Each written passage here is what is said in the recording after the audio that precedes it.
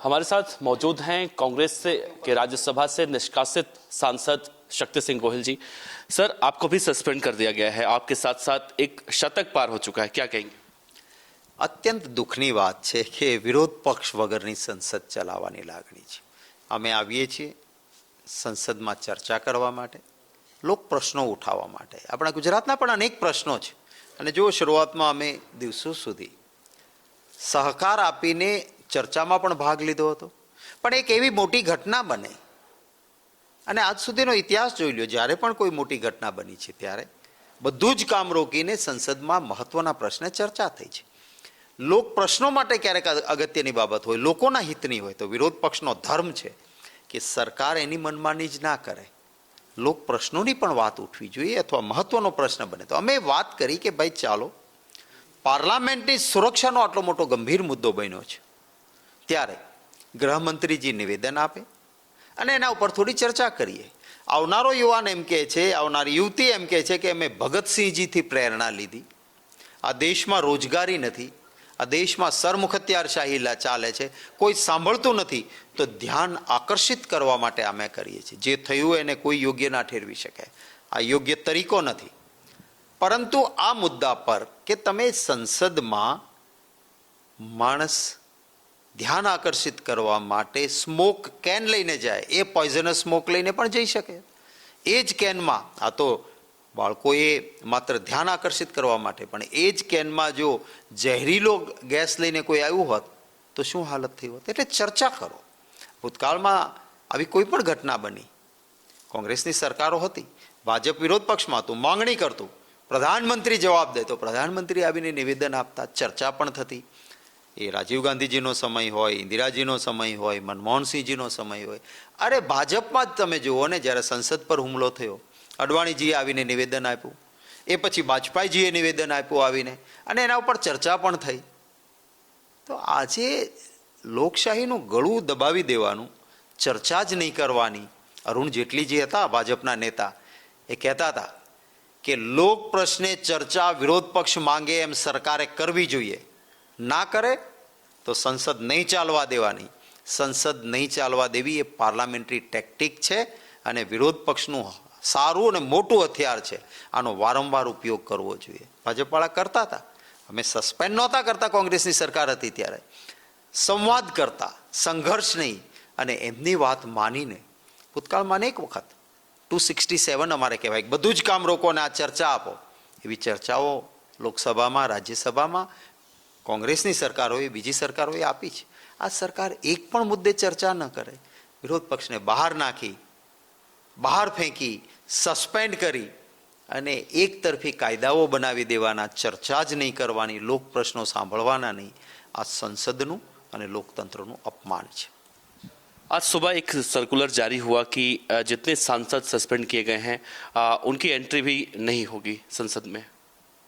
આવું આજ સુધી ક્યારેય થયું નથી અને અમારા નિયમોમાં પણ એ જ જોગવાઈ છે કે અંદર ન જઈ શકાય, લોકસભા પરિસરમાં ના આવી શકાય, આવી સંસદના નિયમોમાં પણ જોગવાઈ નથી. એટલે આવી કોઈ વાત કરતો હોય તો એ પણ નિયમથી વિરુદ્ધ છે.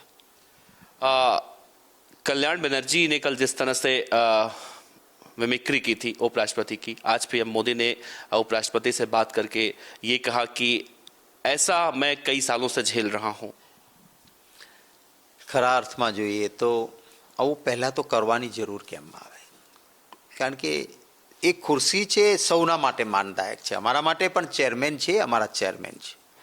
પરંતુ એ ખુરશી પરથી જ્યારે ન્યાયી રીતે ચાલવામાં ન આવતું હોય, વિરોધ પક્ષનો અવાજ દબાતો હોય, સરકાર માનતી ન હોય, ત્યારે મધ્યસ્થી ન બનતી હોય, એ ખુરશી વિરોધ પક્ષના નેતા તો ઊભા થાય તરત જ એમનું માઇક ચાલુ થવું જોઈએ, એમને બોલવા દેવા જોઈએ. ખરગે સાહેબને વારંવારની વિનંતી છતાં 1 મિનિટ પણ બોલવા દેવામાં ના આવે, એ દુઃખની ઘટના છે.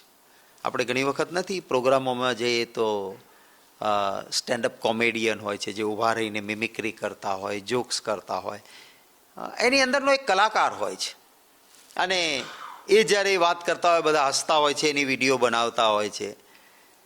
એ મોટા મોટા જેને આપણે સેલિબ્રિટી કહીએ, એ નેતાઓ હોય, અભિનેતાઓ હોય, એમની મિમિક્રી કરતા હોય છે અને બધા તાળીઓથી એને વધાવતા હોય છે. તો સાંસદની અંદર પણ એક કલાકારનો જીવ હોય છે. એ કલાકારનો જીવ ક્યારેક કોઈ સંસદ સભ્યમાં કોઈ વિશિષ્ટ કલા છે એને પ્રદર્શિત કરીને આબેહૂબ ચેરમેન જેવી એણે સ્ટાઇલ કરી. હું તો માનું છું કે આમાં પ્રધાનમંત્રીજીએ કે રાજ્યસભાના અમારા ચેરમેન સાહેબે નારાજ થવાની બદલે એને અભિનંદન આપવા જોઈએ કે વાહ, તમારી અંદર પણ એક આર્ટિસ્ટનો જીવ છે અને એને લાઇટલી લેવું જોઈએ, સહજતાથી લેવું જોઈએ. અને આજ દેશના પ્રધાનમંત્રીશ્રીએ મનમોહનસિંહજી માટે એક વખત કહેલું હતું કે ઇસ પગડી કે નીચે કુછ નહીં હૈ. માને મનમોહનસિંહજી એક સરદાર છે અને એની પાઘડીના નીચે મગજ નથી, આ પ્રકારનું નિવેદન કહ્યું હતું. તો પણ કોઈ મનમોહનસિંહજી એને ખોટું લગાડ્યું નહોતું, કંઈ નહીં. સોનિયાજી માટે એક માતૃતુલ્ય ગણાય. એમના માટે જર્સી ગાય છે, આમ છે, તેમ છે કરીને બેફામ નીચી ભાષાના શબ્દોનો પ્રયોગ ભારતીય જનતા પાર્ટીના નેતાઓએ કર્યો. પરંતુ કોંગ્રેસ પાર્ટીએ ક્યારેય એને બીજી રીતે લેવાનો પ્રયત્ન નહોતો કર્યો હતો. ત્યારે આ વસ્તુને બહુ આમથી આમ કરવાની જરૂર નથી. कई बिल इस सत्र में पेश होने थे, बिना विपक्ष के कैसे होगा और पेश किए जा रहे हैं? હા, મેં તો આ જોયું છે અને ભોગ્યું છે. ગુજરાતમાં હું વિરોધ પક્ષનો નેતા હતો. એક વખત આખા વિરોધ પક્ષને બહાર ફેંકીને થોડી જ વારમાં 17 બિલો પાસ કર્યા હતા. આ લોકતંત્રનું, લોકશાહીનું અપમાન છે. આ પ્રકારની પ્રક્રિયાથી, આવા કાયદાઓ બનવાથી આખરે દેશને નુકસાન થતું હોય છે. ક્યારેય ભૂતકાળમાં આવું નથી થયું. આ જે થઈ રહ્યું છે આખરે તો જનતા જનાર્દન છે. લોકશાહીની રખેવાળીની જવાબદારી લોકોના હાથમાં પણ છે. હું અપેક્ષા રાખું છું મારા ગુજરાતના સુજ્ઞ ભાઈઓ બહેનોથી કે આપ જુઓ તો ખરા કેવું ચાલી રહ્યું છે દેશમાં. અને આ એક અહંકાર છે. આપણે વારંવાર મત આપીને જીતાડો છો એટલે એક અહંકાર છે. શું આપને પણ નથી લાગતું કે આમના અહંकारને નીચે उतारवा માટે એક બોધપાઠ આપવો પડે? कल एक आखिरी सवाल करूंगा. कल जो बैठक हुई थी उसमें कहा गया कि 22 दिसंबर को देश भर में जो सस्पेंड किए गए हैं सांसद या संसद के मामले को लेकर कांग्रेस या पूरा विपक्ष देश भर में उतरेगा और विरोध प्रदर्शन करेगा. સારી વાત છે. આખરે લોકશાહીમાં લોકો સુધી વાત પહોંચાડવી એ જ મોટી વાત છે ને એ પહોંચાડવાનો પ્રયત્ન રહેશે. शुक्रिया सर बात करने के लिए. कैमरामैन गौरव सक्सेना के साथ देवनाथ पांडे, गुजरात फर्स्ट, दिल्ली.